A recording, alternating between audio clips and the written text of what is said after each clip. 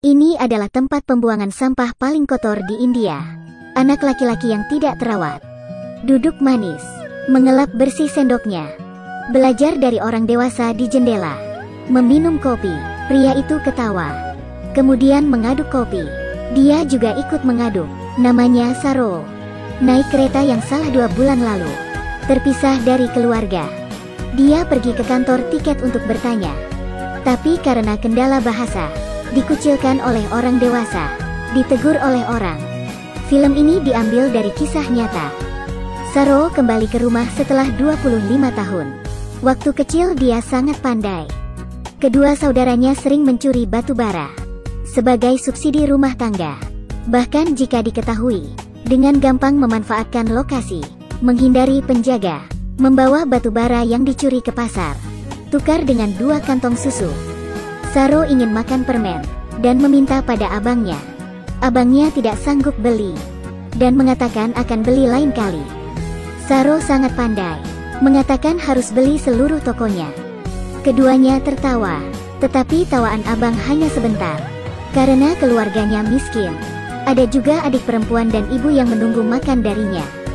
Keesokan harinya, kakak harus memindahkan batu untuk menghasilkan uang.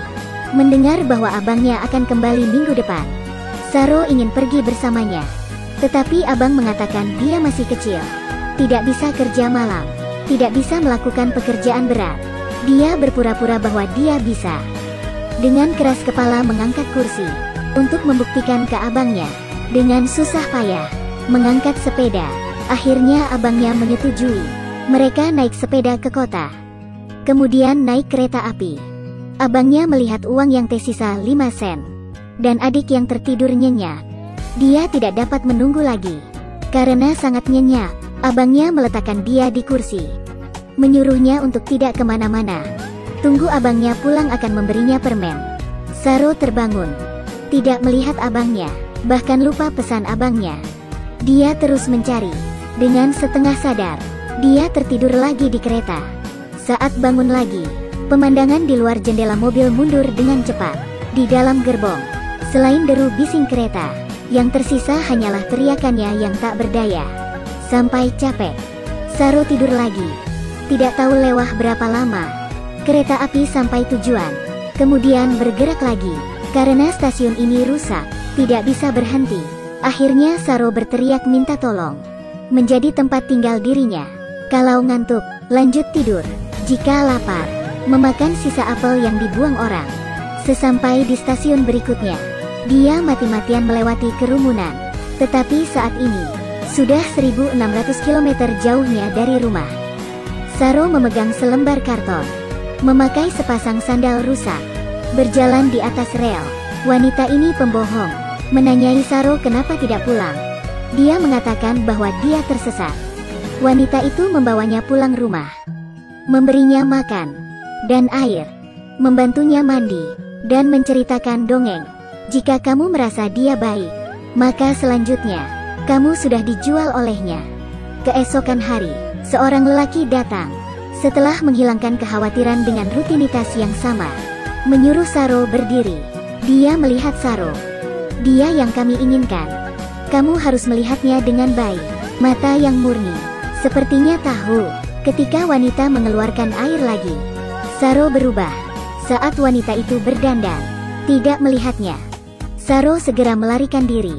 Untung saja, pengemis kecil di jalan sangat baik, memberinya sebuah karton. Mengandalkan kehangatan yang terbatas, tidur dengan gemetaran, tetapi diganggu sadar. Ada sekelompok pedagang manusia. Mereka secara paksa menculik pengemis kecil ini. Saro terus berlari. Di depannya adalah polisi. Tetapi, polisi malah tidak membantu. Saro terus berlari, dan tidak berani menoleh ke belakang. Tiba-tiba lampu di depan menyala. Saro mendekat ke dinding, sehingga selamat. Melewati jembatan, Saro melihat api di kuil. Dia menatap buah persembahan, melipat tangannya, dan berdoa. Kemudian mengambil buah itu, dan memakannya. Agar tidak mati kelaparan, Saro tiap hari ke tempat sampah, untuk mencari makanan. Hari itu, dia mendapat sebuah sendok. Berjongkok di jalan dan menggosoknya. Melihat pria di belakang jendela. Minum. Dia juga minum. Pria itu bukan orang jahat dan membawa Saro ke kantor polisi. Saat polisi menanyakan nama ibunya, Saro hanya ingat dia memanggilnya ibu. Akhirnya, polisi membawanya ke panti asuhan. Meskipun takkan kelaparan lagi, tetapi juga sering dianiaya orang dewasa. Seorang ibu yang bernama Sud mencarinya, meletakkan informasinya di beberapa media, juga berbicara tentang pasangan Australia, ingin mengadopsi dia, melihat foto di tangannya, dan bertanya, "Apakah Anda benar mencari ibuku?" Kemudian, dia naik pesawat, ketemu malaikat dalam hidupnya, pasangan orang kaya. Anak ini, yang sebelumnya kesepian, dirampok oleh pedagang manusia, bersembunyi di tempat sampah untuk mencari makanan. Sekarang mengendarai kapal pesiar, tidak pusing dengan makan minumnya. Saro diadopsi oleh pasangan yang kaya. Dia mengakui nasibnya. Waktu berlalu. Sudah terlewat 20 tahun. Dia memenuhi harapan orang tuanya. Masuk ke universitas yang terkenal. Dan kenal dengan teman kuliah wanita yang hebat. Akhirnya saling mencintai di sebuah acara sekolah. Saro melihat permen waktu dia kecil. Kemudian dia ingat, ternyata dia terpisah dari keluarganya sejak dia masih kecil. Menaiki kereta api yang salah. Saat terlantar, dibawa ke panti asuhan. Untung ada orang tua yang mengadopsi dia. Setelah temannya tahu, menghibur Saro, menyuruhnya untuk tidak khawatir, menurut kecepatan kereta, dan waktunya, untuk menghitung jarak dengan rumahnya. Dari perhitungannya, sekitar 1.600 km. Tapi ini seperti mencari jarum di tumpukan jerami. Saro sangat depresi, juga takut melukai hati orang tua barunya.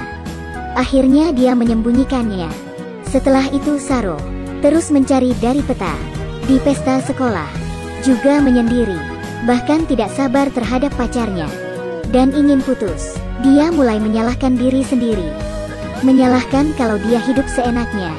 Keluarga aslinya malah menderita. Dia sangat sakit hati, membeli pena dan kertas di swalayan, berencana untuk menemukan rute, mencari kemana-mana, tetapi tidak menemukan apapun. Rindu dan rasa bersalah yang berlebihan sering membuatnya berhalusinasi. Orang tuanya khawatir padanya. Ternyata mengadopsi Saro bukan karena mereka tidak dapat melahirkan, tapi ingin menarik anak dalam penderitaan, membuat dunia mereka menjadi indah. Orang tuanya memeluk Saro, membuat Saro merasa sangat egois. Dia kembali ke tempat tinggalnya, melihat tanda di dinding, terus salah, membuatnya merasa sakit hati, dan mengoyakkan semua. Saro pun menangis. Perjuangannya malah sia-sia. Setelah dia tenang, dia menemukan tambang di peta, yang sangat mirip dengan ingatan masa kecilnya. Dia menangis. Kenangan 25 tahun yang lalu tiba-tiba muncul di benaknya. Dia senang, langsung memberitahu pacarnya, karena dukungan ibu angkatnya. Dengan gelisah dan mulai perjalanan pulang. Desa yang sudah lama tidak dilihat. Rumah bata yang familiar, tetapi tidak ada abang dan ibunya. Dia menendang dinding dengan kecewa. Tuhan bercanda dengannya. Tiba-tiba seseorang lewat, membawa Saro ke jalan lain. Ibunya sudah berambut putih, tetapi masih mengenal Saro. "Ibu." "Saro, dengan susah payah saya mencarimu." Saat terpisah waktu itu, abangnya mencarinya, tertabrak oleh kereta dan mati. Mulai hari itu, ibunya kehilangan 2 putra. Tetapi ibunya percaya Saro akan kembali. Sekali tunggu 25 tahun. Seluruh kisah di